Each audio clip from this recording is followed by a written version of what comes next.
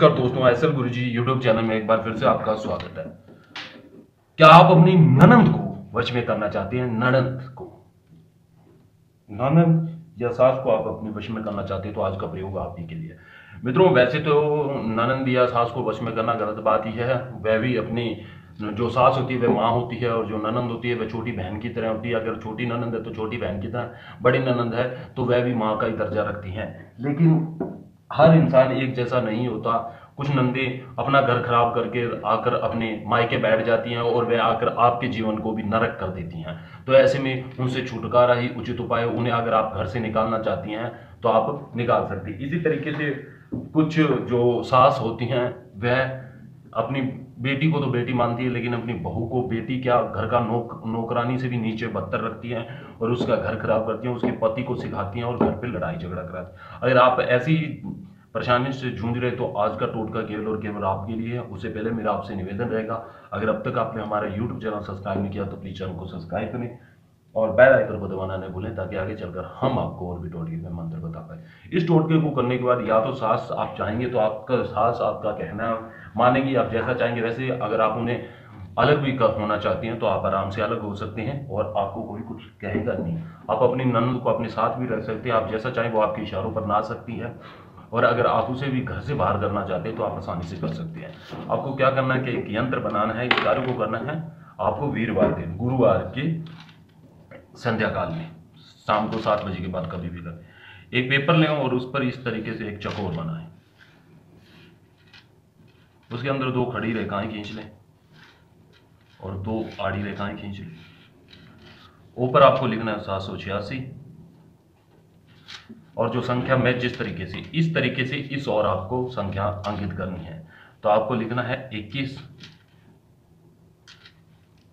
31, 31, 71।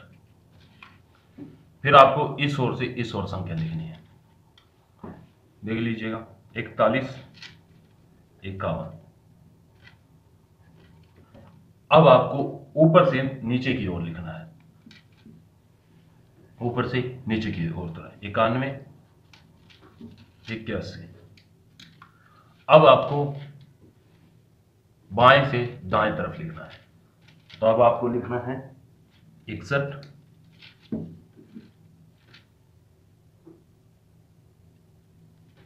61 और आपको लिखना है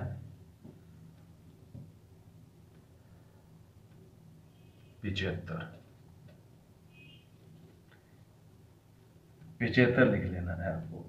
75 लिख देने के बाद मैं आपको बताता हूं, जैसे ही आपने ये संख्या लिख दी उसके बाद लिखना आपको अपने ननद या सास का नाम, यहाँ आपको नाम लिख देना है।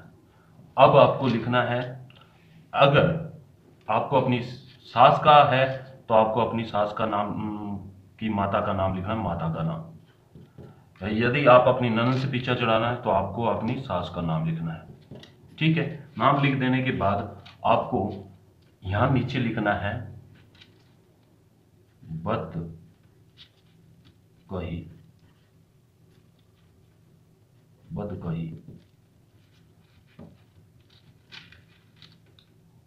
बदसूर,